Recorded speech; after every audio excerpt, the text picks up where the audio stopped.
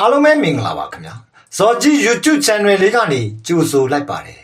ပရိသတ်အားလုံးကိုကျွန်တော် channel လေးကနေဘ ഹു တုတနဲ့ခွန်အားဖြည့်စာစုလေးများကိုစင်ဆက်မပြတ်တင်ဆက်ပေးသွားမှာဖြစ်လို့ကျွန်တော် channel လေးကို like and subscribe လေးပေးပြီးတော့အားပေးကြပါအောင်ခင်ဗျာဒီကနေ့မှာတော့အချိန်ကိုစောင့်ပါဆိုတဲ့စာသားလေးကိုတင်ဆက်ပေးချင်ပါတယ်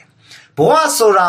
ကိုလှုပ်ချင်တာတစ်ခုလုပ်ရဖို့အတွက်မလှုပ်ချင်တာတွေအများကြီးလှုပ်ပြီးစောင့်ရတာပါ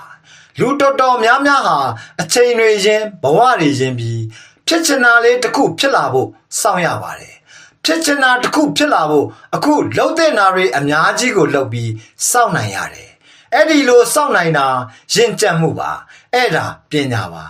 ကျင့်တဲ့ဆရာတစ်ခုမတွေ့တိုင်းမကျင့်တဲ့ဆရာကိုရအောင်ရှာကြည့်တာလူတဘာဝပါ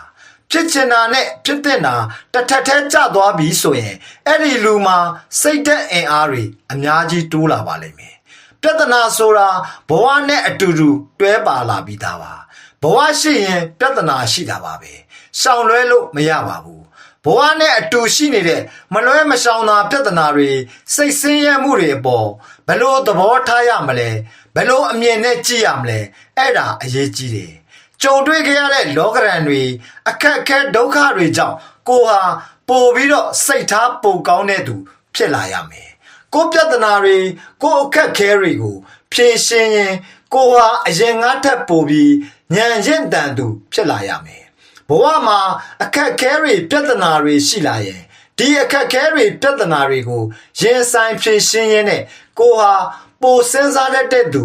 ပိုတွေးခေါ်မျှော်မြင်တတ်တဲ့သူပိုစိတ်ထားမြင့်မြတ်တဲ့သူဖြစ်လာရမယ်ကျွန်တော်ကကိုငယ်ပါ